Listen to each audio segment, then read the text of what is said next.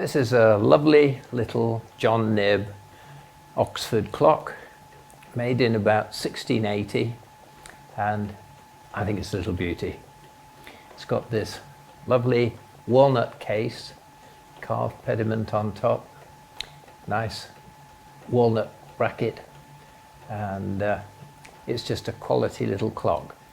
It's an age now in the 1680s when a bit more money was around, more stability after the problems of the Civil War, and I think this was made to replace top end above a lantern clock, so somebody could have something just a little bit more feminine, beautifully sculpted little walnut clock. And I think this is a little charmer in its own right. The pediment here has got the cherub in the center. The pediment itself almost looks like the cherub wings with the twin roses and then carved pomegranates. I've never seen a pomegranate. I have to take somebody else's word that those are carved pomegranates. It's a timepiece so that it doesn't strike, and so this is the going weight, and on the other side is the alarm weight, and you set the alarm against the center little dial here, little ring silvered with the 1 to 12 to set the dial opposite the end of the hour hand. It's got a 4 wheel movement, a nice little bob pendulum ticking away here. What could be nicer for a bedroom, a quiet little timepiece lulling you to sleep and listening to the tick-tock, tick-tock, tick-tock. Of course, in the early days of the pendulum clock, there were a lot of wall clocks made with Puritan black ebony cases, and these were later adapted so that the weights could be put inside the long case. And there are several clocks in the collection showing how it was an original wall clock, and then the case had been made. Some have even got an ebony top and a blackened, stained fruitwood base, where they made a cheap addition to protect the clock on the wall. Because of course these are fairly vulnerable with the weights hanging down. You've only got to have a toddler or a dog getting hold of one of the weights, and there's a big crash, and your equivalent of £20,000 worth of clock ends up on the kitchen floor. So that's why these wall clocks went more out of fashion, and they were converted and new clocks were made as long cases. The wall clocks were often on a more ornate bracket than this, and then they were spring driven. So this is an interesting half throwback to the original wall clocks, but it's a little gem in its own right. So you have the lovely pediment up here with the little cherub in the middle, and almost his wings being the shape of the pediment here. The beautiful roses, and then garlands of pomegranates. I've never actually seen a pomegranate, particularly in a garland, but all the literature says those are garlands of pomegranates, so I'll have to accept it. The bell is on top, and actually on top of the hood here, there's a rather old piece of linen, which is almost worn away. It looks as if it's original, and it lets the sound out from the bell here on the top. So lifting the hood off, you can see the detail of the dial, this beautiful engraving, and the matting in the center, so uniform, and it just sort of glows with the gold gilding which has been put onto the brass after it's been made.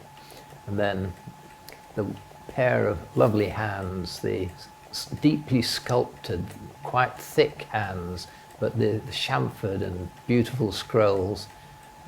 You can spot a pair of Knibb hands across the room on a clock, and both John and Joseph's hands have a they're different from each other, but they are paired as Knibb hands.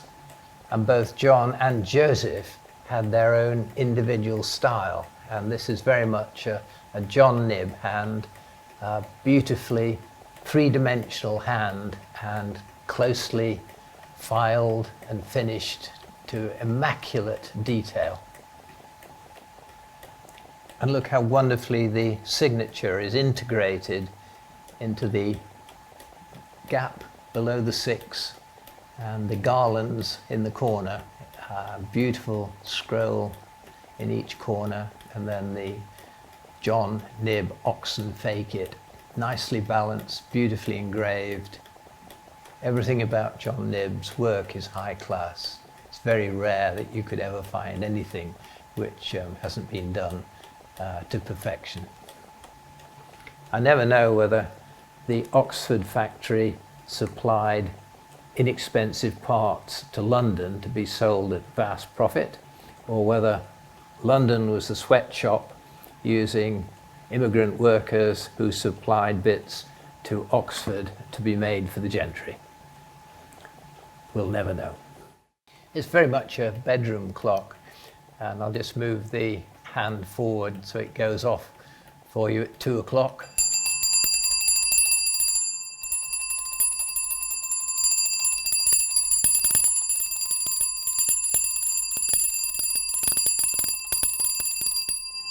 I think that'd get you out of the bed in the morning, wouldn't it? What a lovely sound. So you set the alarm time by moving the disc round until it's underneath the hour hand here. So it's going to go off at 2 o'clock. So that if I move it forward, it should go off at 2.